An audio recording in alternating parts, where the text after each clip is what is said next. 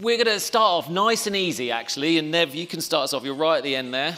We're going to start off with what Brian Weezer said. You've seen what Kate has said. Do you agree TV has an optics problem? It's not very fashionable, and buyers are moving away for subjective reasons. Nev, agree or disagree? Agree. Okay. Got anything to add?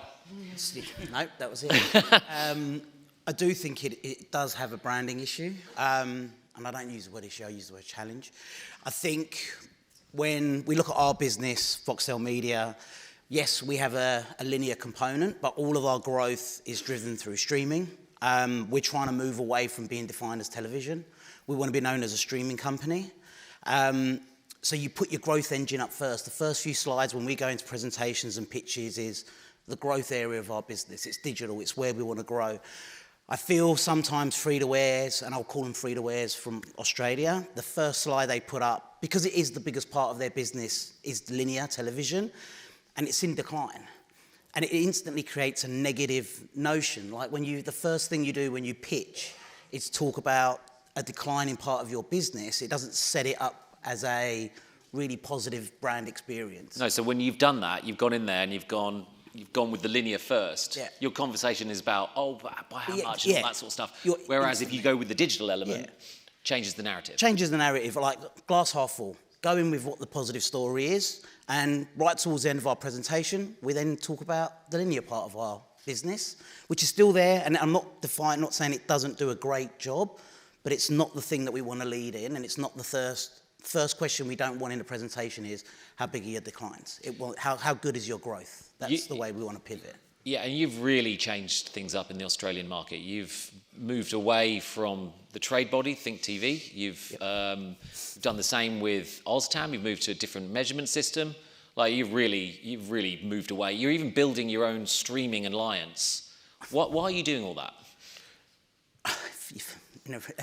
You follow you follow the eyeballs, but we know investment is going into those streaming platforms. We know investment is going into video as a platform. That's where we want to be partnered with. We want to be seen, like the term BVOD is banned. I want to be known as an SVOD platform. We're an SVOD business. We're lucky we've got a subscription business that holds up. That's your pay TV business. Yeah, that's the pay TV business. Yeah. We've got products like Binge and KO. They're all subscription based. So we want to be seen as a digital company and more of a tech lens than anything else. Mm-hmm. Because at the same point, that's where all the investment's going. Clients are investing more and more into digital or video. Yeah. So we sort of want to be in that part of the growth area. And, we've got targets and numbers to hit, but at the same point, we want to be talking the same language of where clients are investing more of their money at the moment. Yeah, sort of what Kate was mentioning, that the money's going into this performance bucket and you just want to play in the bigger pond, bigger pool. And the more competitors that come into the SVOD space, the better. Because the way I look at it is we'll all grow together because that media investment, and you've got the clients here, that bucket will grow, and we're already playing in that space. Okay, that's a good answer. Chris, do you agree with Brian? Yeah, absolutely, do agree on that front, but I think from a UK perspective, being a pure play digital business, with the likes of how broadcast is viewed and how it's changed in this country, I still see it as a kind of on the fence. Yes, the numbers are declining, but I'm going to market saying, right, there is a drop-in market from the linear type viewing, but then there's the incrementality from the digital like views. So we talk about working alongside, either supporting and providing that incremental layer to particular campaigns. And so I'm agreement, but I'm also on the fence because I still think, it's all not this. Do you call yourself a TV company? No, we call ourselves a streaming company. Okay, so you pick streaming, fair enough. Sam, lovely socks, mate. It's nice I know, to see I was just thinking, you can't unsee that, can you? No, you can't. No. Orange socks. You love telly, so you're on the wrong panel, really. But you are actually also changing the way that you interact with TV companies too, aren't you? You love the whole outcomes business too. Yeah, but I think to the question, I think I don't think it's necessarily a branding issue. I think there's a bit of an identity crisis. But I don't necessarily think there's a brand. You don't think TV has a branding? I don't think there's a branding issue because I think there's so much still at the moment. There's so much positivity around where the market's going. And to your point, in the last year, commercial TV viewing has gone down 1 minute. against adults, right? 1 minute, it's Jan to September this year versus prior year. So when you start adding in the other opportunities, 2 minutes on AVOD, SVOD, 3 minutes on YouTube, those, you go, wow, we're in a good market, right? We're in a great opportunity to reach more people at different times. And, you know, as a marketer, we are in the business of growing our businesses, as Kate said, through reaching audiences. So reach is better than it's ever been. Price is pretty good. You know, on linear TV, the average cost per thousand is what, £6. It's still, you know, when you look at overall TV, or total TV, the average of linear brings that overall cost down. So that's good from an accessibility point of view. I think the challenges you've got is how bloody complicated it's become, and the need to overcome the complexity of it, either through, you know, through the tech companies building new products, you know, through the measurement conundrum, which I'm sure we'll get to, and through the creativity, because we have to adapt the way we manage our creativity for different formats, for different time lengths, for different screen sizes, and that for the marketer makes it difficult, complicated, and probably harder in their day job. So why do you think TV's losing the subjective battle? You seem very energised and enthusiastic about telly. The facts remain, linear is an incredibly powerful medium, remains a top priority for a lot of brands, yet it's still this subjective thing, clients moving their money to performance media, so they, I don't know, feel like they're doing a better job. Why are they? But are they? I mean, are they? Probably not. Because I think that, you know, I think clients are more aware of where performance is relevant and where brand is relevant. There's more of an awareness around the short and the long-term job to be done versus maybe historically where it's more cloudy. So I think maybe, there is more performance, but that's because it's accessibility to data, being able to target better, being able to measure performance. So I think there's a reason why that's happening. I don't think it's because brands are going, oh, I'm going to spend less money on long-term brand-driving activity on linear TV. Yeah, but that in reality is actually happening, though. So, I mean, a lot of digital companies have been spending money on linear TV. I mean, I know. You know, so I think, I'm not sure. Facts don't matter, Sam. So for me, the jury's out. I'm not sure we're there yet. Okay, fine. Rachel, are we there? Do you agree with Brian? Is TV unfashionable in your eyes? I won't call it unfashionable. Definitely not to M&S. I mean, we've pretty much like built on TV, and it is a massive part of our plans. But I do think for maybe some of the smaller emerging brands, definitely ones that have kind of like built themselves purely on digital, it can be seen as unfashionable. But I don't think it is for us, not at all. No, okay. And you're quite interesting because you come from a digital background. Yeah. You never thought 2 years ago you'd be sitting on a TV panel. No. No. No. You were fighting for budget from TV. Oh, yeah. For your dirty performance budget. Yeah. Yeah. But now you realise, again, I wanted someone who actually didn't like TV on the panel, and I spoke to Rachel, and she absolutely loves it. She knows it's her main driver, so this isn't very helpful. So what I would need to know, though, is what would you, now you know what TV does for your business, you do econometrics within your own organisation, so you know it's a massive driver, you know linear is a massive driver. What would you have said to your sort of self 2 years ago to convince you that, you know, going to telly is the right thing to do? She would not believe it. Oh, she wouldn't have believed it? No. Okay, how do you sell to performance Rachel? Well, previous performance Rachel purely looked after 1 or 2 digital channels, so I was very much seen as like a channel specialist. And obviously now, and where I previously worked, it was also an e-commerce business, and we very much operated like on a last click basis. Where we are now, and obviously me being at M&S Foods, we look after, within our team, the digital element as well as the traditional element. So it's so much easier as a marketer to look at everything holistically. And to also just to know that channels can complement each other rather than compete against each other. Because the rivalry I had at my previous business, it was a positive thing. It just meant that we were all really passionate marketers. But I don't think it would benefit the business the way that we were all competing and ultimately weren't driving the best return. So yeah, everything we do at M&S is rooted in our econometric modelling, and the time that I've been there, linear has always come out on top, not just TV, linear specifically. So yeah, I'm very shocked that I sat on a TV panel and not on a digital panel. Well, I'm shocked that you're on this panel at all, to be honest. You're not supposed to be saying that. By the way, ladies and gentlemen, I want you to give a massive round of applause for Rachel. This is her first ever panel. Isn't she brilliant? Thank you. Yeah, very good. And I know that sometimes it's a bit nerve-wracking doing these things, so well done for doing this and having to tolerate me as well. So, Claire, TV, do you believe what Brian's saying? Like the brands here are saying, no, TV's not, so it is, I don't even know what they're saying. You're saying it is a bit unfashionable, but it's very, very effective, and that's why you're investing in it. What's your position? Yeah, I mean... How can you convince clients to... I'd agree with both those things. I think it does have a... I wouldn't say a branding issue, because it's not the fault of any TV companies that we've got here. It's the fault of the rest of the industry. We're constantly distracted by new shiny things, and we want to feel that we're moving forward and always, at the cutting edge. I think the stat that Brian talked about, about the Coca-Cola company on there. Reporting, quoting that, being proud of saying, hey, we're at 70% digital.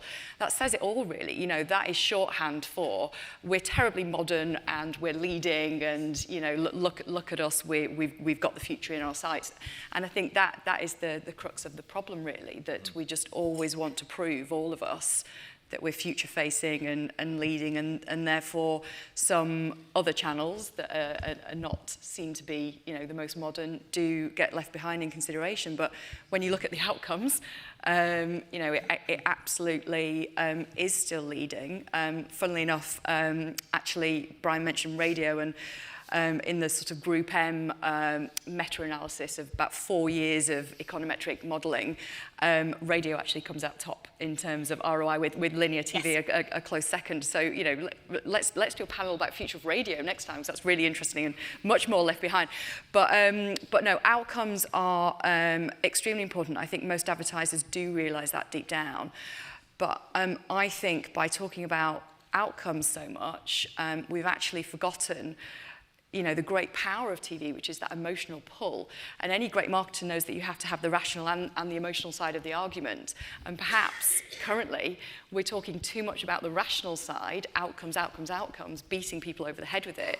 But if we're not getting them in the heart as well, we won't correct this. No, I know, but that's right. That's marketing science, but it's not making a difference, because spend is going in one direction. The market's not flat. But obviously, TV have got a couple of issues with impressions and the demographic. I get that, but money is still shifting for subjective reasons. Well, I mean, I know the science, and I know that's key. That should be key to any marketing campaign. That's exactly what I'm saying. We're hitting them with the rational argument about the outcomes. Yeah. But we do need to work on that emotional, subjective. It's really important. It's really important to get the heart as well as the mind. Yeah. Samuel? And in the UK, broadcast VOD's up 45% or something year on year. I mean, so I think if we talk about total TV, the ability to put audio-visual messaging that drive impact in the hands of consumers, then actually total revenues across that ecosystem is higher. It's only when we look at the challenge around linear. So I think if marketers, as we start considering how do we reach customers to drive outcomes, then I still think we know, and we need to accept the fact that we can move money across platform, across channel, and be a channel agnostic view around how we manage our AV. Then it's positive. I guess the challenge at the moment is that we cannot look across all of those platforms and understand the sum of all the parts, how that overall campaign is delivered. And that is, for some people that come from a digital background, that's kind of like computer says no. Whose fault was that, though, Sam? So we've got to overcome that challenge, I think, which is a critical one. Whose fault was that, though? I think it's just because we've been measuring things very differently in digital for many years as digital has evolved, and we haven't moved on in the more sort of broadcast space at the same pace, and therefore we've got this kind of two dimensions really, and we have to pull that together. We've got digital marketers that are buying TV. We've got many traditional TV or brand managers that don't understand digital.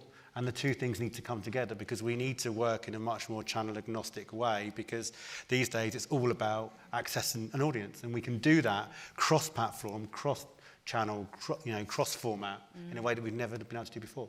Okay, Nev, do you think TV does a good job selling itself? Kate mentioned beforehand that she actually put it way harder, that TV actually hasn't done a good job of that, hasn't sold what it actually what it can do. Do you agree with that? Look, I think if you look at the fact that budgets are going backwards from an Australia perspective in TV, I'd say no, we haven't done a good job. I'm not debating the power of TV, streaming, whatever it is. It is amazingly effective.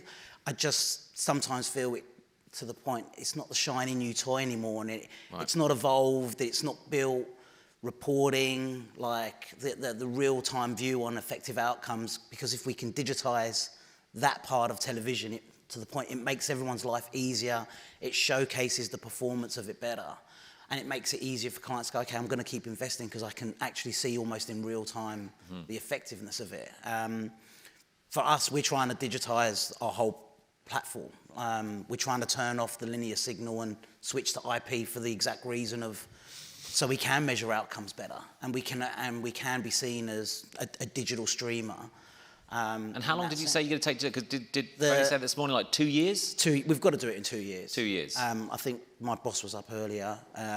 When he says 2 years, it means we've got to do it in 2 years now. Yeah. Yeah, it's public. It's public. I'd like it's a out little there. bit more time, but we're lucky. We've got IP-connected boxes. We can make that change. For traditional broadcasters, they're not in the unique position we are. But we know the minute we can digitize, put data behind it, real-time effectiveness and campaign outcomes, we'll grow the bucket and the investment, and we'll hopefully make it easier to trade. And we've got to make it easier to trade. Okay, that's a great segue. Rachel, you mentioned this to me as well. There's a lot of low-hanging fruit that TV's missing. You said to me, it's effective, it's our greatest channel, you want to put as much money in as possible, but you're struggling to actually pay TV companies to take your campaigns, particularly the short campaigns and the last-minute stuff. Can you explain that? Explain exactly what you want from the TV industry, and then by the end of this, Dags is going to come up and deliver what you need. Okay? Thank you. It's, I guess, just some of our smaller campaigns at M&S and maybe some of the reactive campaigns as well. Obviously, working in retail, and particularly food retail, we have to be really reactive to trade. So sometimes it means briefing, building a plan and activating it within a matter of days. And when we're in those scenarios, or when we have smaller events, not every campaign is a Christmas where you've got mega budget and it's your campaign of the year. You've got other events throughout the year that are really important to trade. Did you do a big Christmas ad? You better see it. Yeah, I know. I think we're going to see it later. Oh, good. Yeah. We're allowed. Pardon? No, not on this. But yeah, I think for some of those smaller campaigns and some more of the reactive campaigns, it's just not nimble enough for us to activate on TV. So we often find that we're having to invest our spend into lower performing media channels, where I do think there is an opportunity in the future, hopefully, for TVs, to capture some of that low-hanging fruit. So how, that is low-hanging fruit, and how long do you have? Do you have a week for these campaigns? What's the timeline? Really how much budget mixed. Typically? I don't know if I'm allowed to. This is my first panel. You can't ask me questions. 5 grand, 50 grand, 100 grand? Yeah. One of that those. Plus, One of those. And you got about a week. It can really vary. I'm just giving Dags some numbers here to see what he can deliver you. So, you got about a week to execute on these, and you just can't do TV in that period of time. Yes. So it's either a case of really reactive to trade, where you've got, I'd say, a week or even less, or maybe sometimes some of the smaller events, maybe a Halloween, for example. It's not as important to us as a Christmas, for example, from a commercial point of view, but it's still an event that we would absolutely support through all of our media, but we're just not able to through TV at the moment. That's a real problem. Nev, Chris, can you take her money? Well, 24-hour turnaround, easy. Okay, there we go. Okay, so let's get into this sort of outcomes debate, and I've always had a few issues with it, because can we fight the platforms on their capabilities? Kate says we have to, we've got no choice, but do we have the data to fight them? Claire, do you think we have the data to fight them? Do you think TV can do that? I don't. Can they approach you and promise you clicks for an outcome, for something like that, or sales? Could they trade with you on these outcomes? Could TV? Yeah. Yeah, That's what Google do. Yeah, I mean, I don't see why not. I don't like the language of fighting, actually. It's my job to take a holistic view of the whole landscape and put that together in the most appropriate way. But yes, it would be more useful if you could buy and trade everything on the same currency, clearly. I think, the thing that we have to remember is that, you asked me when we spoke in advance of the panel about different currencies and would it be more useful if everyone traded on impressions. I don't really care what the currency is. We just need to remember that we've got an audience. Sam briefly mentioned an audience, thank you, at the heart of things. And what we're trying to do is reach an audience effectively in order to deliver whatever outcomes. And I think the big problem we have is, someone mentioned the complexity, and our audience are moving really fluidly from device to different platforms, streaming, then linear, etc. And if only we could be as fluid as that in our planning and our execution, that's what we want, really. But it's going to take a long time to get there. That's what gets in the way, isn't it? Even with one company taking 2 years to transform, it's going to take a long time to get to the whole industry But we spend all our time talking about audiences, about as brands wearing the shoes of the customer, be customer focused. I don't say to my son, "Do you fancy watching CTV tonight?" No. Or "Do you fancy watching a bit of AVOD?" But the problem with that, TV, right? I hear that a lot. But we're a B2B industry. We're behind the scenes of building it for them. It's got nothing to do with it, really, because we're just about delivering to these screens. So we've got to have some vernacular. You do hear that a lot. Of course, consumers aren't, but we're not the consumer side, are we? We're supplying impressions to brands. You're supplying audiences. That's what we need. That's what we need to think about. Yeah. You've I'm not got to supplying think, anything. Well, I'm just talking nonsense most you of were the time. representing, Yeah. but Yeah. no, that we need to keep thinking about those people, and just whatever we call the currency and whatever we call the streaming, whatever can we start to align? Because that will take. Who do you want to align with? What do you mean? Do you want to align across digital and traditional? Across video, let me say. Across video. Yeah. So this is my issue in a way with outcomes, is that they can end up being sort of vanity metrics in a way, because it's not really, it's kind of a little bit anti-marketing effectiveness. It's my angle here, right? So if TV proves it does this, ITV does this, and then you get this from Google, it's not really how a marketing strategy and execution should work. You should be looking at it holistically and seeing what works with everything, your TV, your branding, whatever, and then your lower funnel. Do you think if we go to outcomes on everything, we're going to end up just everything becomes a performance media? Well, everything is. Brand is a long-term performance driver, right? It's all performance. It's just over different time spans. So I think yes, you should. Outcomes are trading generally on a short-term. But now I think things. You can deliver brand advertising through using first, second party data through a platform, through, let's say, ITVX, tag this out there, ITVX, have a closed loop measurement and understand whether that has a higher propensity to increase your brand consideration versus non-exposed. So that stuff can all be done today in a way that we couldn't with TV before. So you can look at, and if you understand the relationship between brand metrics and performance, then you can do it, right? It's just, I guess, what's important is that marketers, agencies, media owners, measurement companies all work together to do that. And I think the challenge we've got right now is it's so disparate and it's so complicated that feels harder to do. And many marketers will try and take the easy option, because why would they not? If they can prove it works in digital, then and go to the CEO and go, look what I've done, then that's what they'll do. So I think there's a challenge there, but I think it's all performance. Yeah, all media needs to perform, absolutely. I think, again, it goes a little bit back to something that Brian said, which actually I found extraordinary when he was saying, actually we should all do things on instinct. And I sort of, as a coming from a media planning background, I sort of agree with him, because you have a feeling about people and what you should do, but that doesn't wash in the boardroom. I couldn't send Sam into his boardroom with a media plan based on instinct. He'd get left out of there. So we have to have some kind of proxy that's as close as possible to what we want the business outcome to be. It's not vanity at all. It's absolutely necessary. The problem is, I think the point you're trying to make is the outcomes that we can measure in different channels are easier or not, depending on whether they're traditionally digital or not. Well, because the reason why is because ultimately, clients, agencies will say this stuff, but they'll pick the media that says they got the sale. I've heard it so many times. So what they do is pile more money into it. They're like, yeah, Instagram made the sale. And you go, well, did you look at the whole campaign? And actually, they may have seen that as the last view or the last click. That's the thing I worry about. Yeah. Maybe Nev, Chris, am I talking complete nonsense? How do we holistically actually bring outcomes into a sort of an effective campaign execution? I mean, from a performance perspective, depending on how many platforms you use any given day, it's which one has made that first decision versus the last. I think it's impossible, to say, right, it's that Instagram post that landed that sale. But you could have seen that ad on any number of platforms, seen it in the print. You could have seen it on an outdoor. Bringing it all together, it's impossible. But the marketeers want that performance. They want that end goal.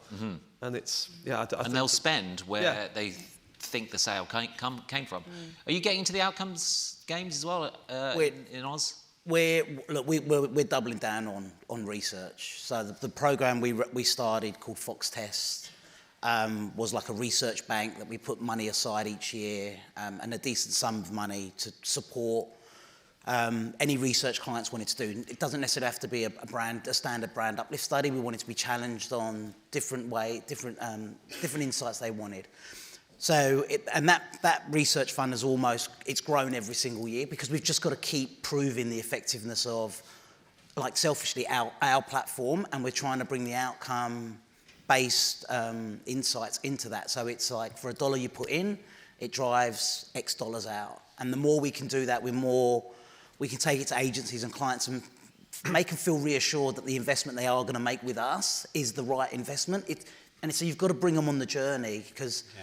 You know, unless it is gut and instinct, which I love, because you're like, it should work, it does work, you need some stuff to back it up, and that's what we're trying to do. You do individual projects with clients based around research? We'll do individual bespoke research, so it shouldn't just be like standard brand uplift, we can do that. That's just part and parcel. But if a client wants to do something a bit different, that we know that if we invest in it, we put money behind it, selfishly, we can then take it to market, and promote the success of it. So, and the outcome stuff is the stuff we're trying to do really, really more. Sometimes clients don't want to share outcomes because it's such a competitive category, but you know, we are driven to talk business outcomes. The other thing I think is that we need to get off the MMM drug a bit. Econometrics is great, and it's you know, we are, as Direct Line Group, we're big investors in econometrics over the years to prove the value of the different channels we use. Again, we're moving into a different phase now. Econometrics is useful, but sometimes, you know, we need to now look at the good old-fashioned below the line kind of test and control methodology because you can. Where you couldn't yesterday, you can today. And so trying to encourage the effectiveness team to start going back to the old days of test and control, because we don't want to wait 6 months for econometrics modelling to tell us what works and what doesn't, because in 6 months' time, the market won't be what it is today. And you can't keep looking in the rearview mirror because the future's different every day than it was yesterday.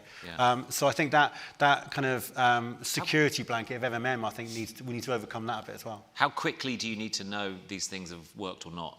Ideally, I think in a challenging environment, like next day, same day. I mean, it's that. Yeah.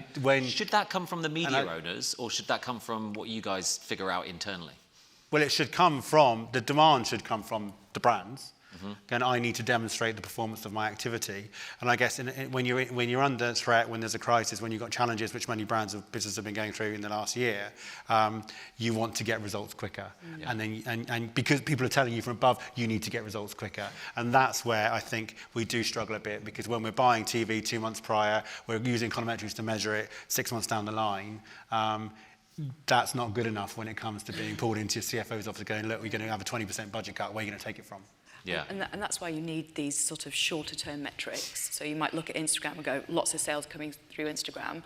That shouldn't tell me that Instagram is working really well. That should tell me that this campaign is working well to drive sales through multiple sales channels.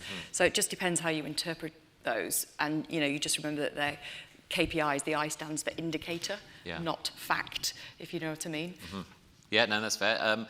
Rachel and Sam, you probably want to chip in on this as well. How do we ensure we get incremental sales? Because I notice this more actually in the US. You use lots of data and targeting, and then you've got these bottom of the funnel outcomes-based measurement solutions. And ultimately, you're marketing to people who are heavy buyers, and you're not actually building your category, or you're not adding to the top of the funnel. How do you ensure, because they look great, by the way. I'm sure if you go in there and show that you've made a load of sales, but it's probably marketing to a lot of people who are going to buy anyway. How do you ensure you're actually getting more and you're building that category up? You go. I mean, the way that our econometric modelling is built, it is all based on that media-generated revenue, and then we also break it down by a profit level as well. So we have all of the category profit margins go into it, external factors, etc. Everything that you'd imagine going into a model. So that is very much our base. But then we have an amazing customer insight team internally at M&S as well that will look at, within M&S we've got sub-brands, we've got gastropub, we've got collection, etc. So we also look at brand tracking on our brands, our ad awareness. So there's so much supplementary measurement that we also use to demonstrate the impacts that our media is having, that we just would not be seeing that without it. I think that's how we do it at M&S. And it's the same for us. I mean, we've got, only about 15 to 20% of the sales we drive in a given period is from short-term media. Then you've got the long-term media, which is largely to the medium sort of brand term effect, which is 3 years, and then the rest of it's base. And some of that base will be driven by shopping, market, but a lot of it will be driven by the fact that we're direct line. And it's years and years of equity that we've grown over that period. And that's what we do. But I guess, then that's why the econometrics is great of maintaining that base and the long-term effect. But in the short term, you have to look at other methods, because if you look at incrementality, then you just need to find ways of understanding where that is and where it's happening really quickly. And that's where the sort of test and control element, and I think those, and I sit from when I chair the ISVAR TV or AV group, there are many advertisers, many members in that group that are traditional TV media managers or media buyers, and so just encouraging that thinking and that education around how you can then unlock data, how you can use clean rooms, how you can all this stuff, the technology that's available to enable you to test the incrementality of the short-term media effect, which what we normally call is the old kind of digital world, not the TV world, is where I think we're seeing the biggest growth and opportunity. But we need the advertisers to unlock their data, utilize the platforms, and I think it'll bring digital AV in line with the rest of digital.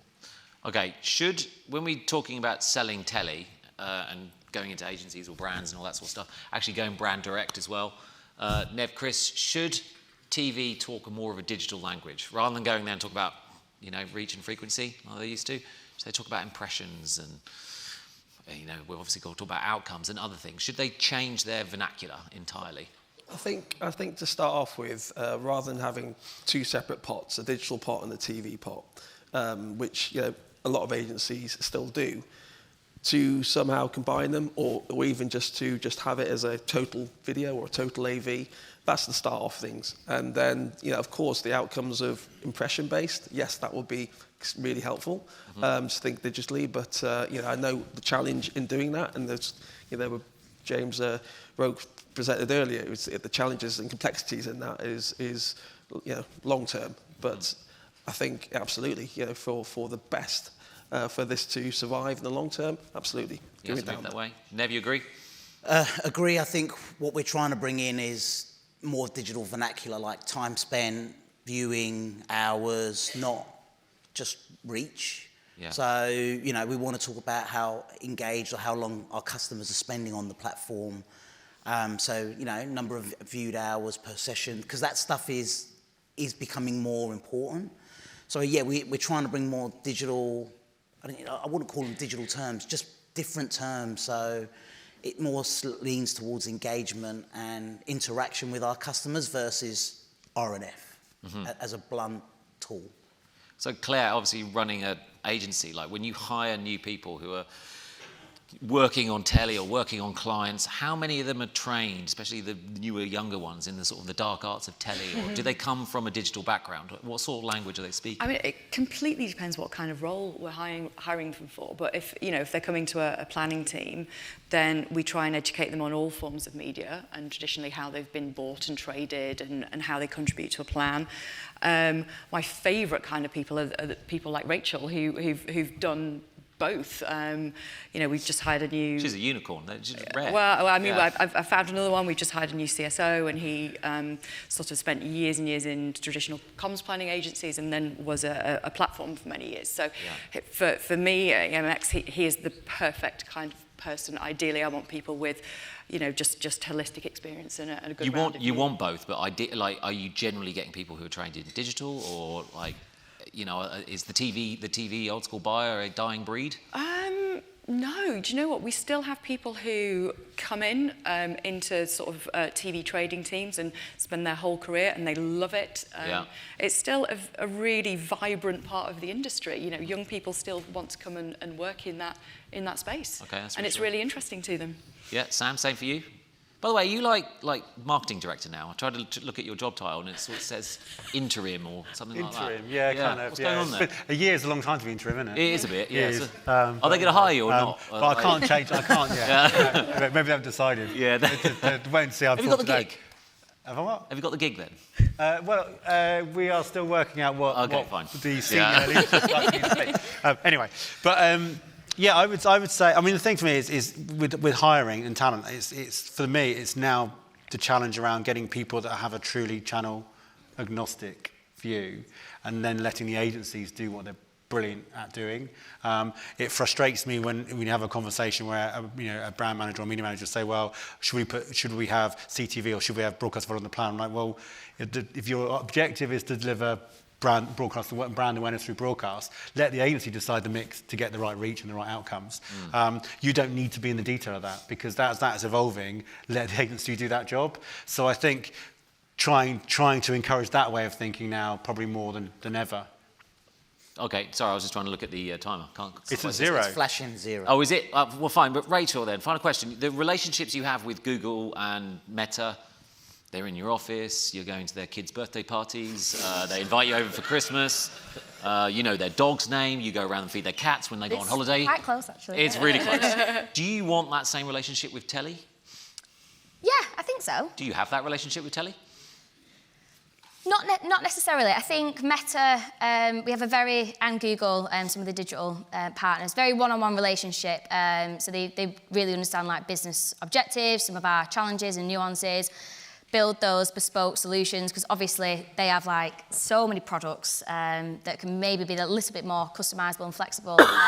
So no, we don't quite have that, but similar to what Sam just said, we really lean on our media agencies. We have a fantastic relationship with our AV team, who we know absolutely go and represent M&S and basically bring back all the relevant products and everything that we need to deliver success across our campaign. So I think it's about striking a balance. But yes, we'd love to learn more and have a closer relationship, but would definitely always be having our media agency on side. Okay, Claire, final word on this. I got a quote here. It's from the media leader, and it's from an agency exec who attended ITV's recent event.